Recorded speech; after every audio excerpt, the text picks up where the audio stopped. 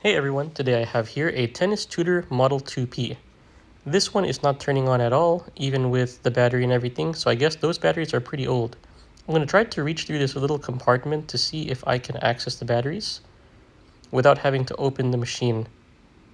So looking through here, it does look pretty accessible. So remove the black wire first, remove the red wire second. We have these nuts holding down the metal bar, so we use this 3/8 socket to be able to remove those. I'm only going to remove two, which these metal bars are holding down, and I'm using a ratchet to help turn some of them because they're in there a bit stiff. I use a flat tip screwdriver to be able to pry the metal bar upward. This is a pretty thin metal, so it's easy to just pull it up and out of the way, just like this. From the top of the batteries, just make sure all the wires are removed and clear this metal bar. I'm pulling another black wire out of the way because it was strung around the metal bar. And after removing that, I was able to pull the battery outward close to the front of the machine.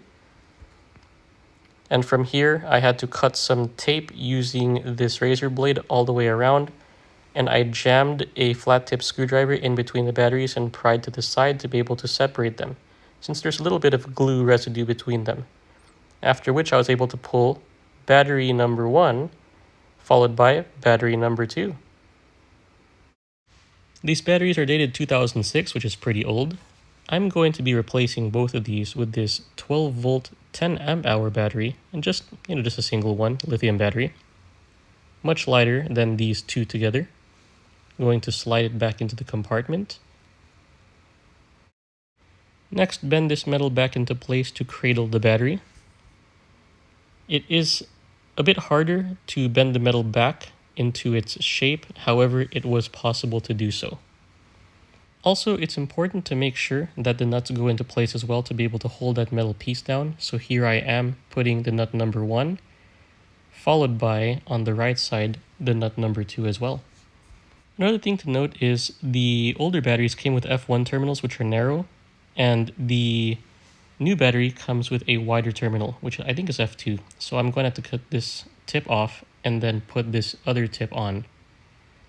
So just taking a wire cutter, I cut this old one off. I do the same thing for the red wire as well.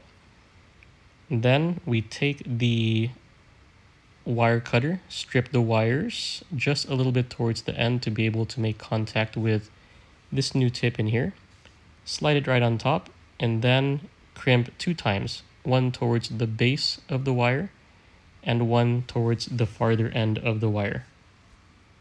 Then you do this exact same thing for the other one. Crimp the base and crimp on top.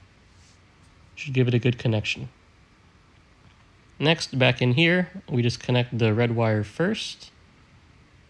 Then we follow it up with the black wire. After that, we are ready to start the machine.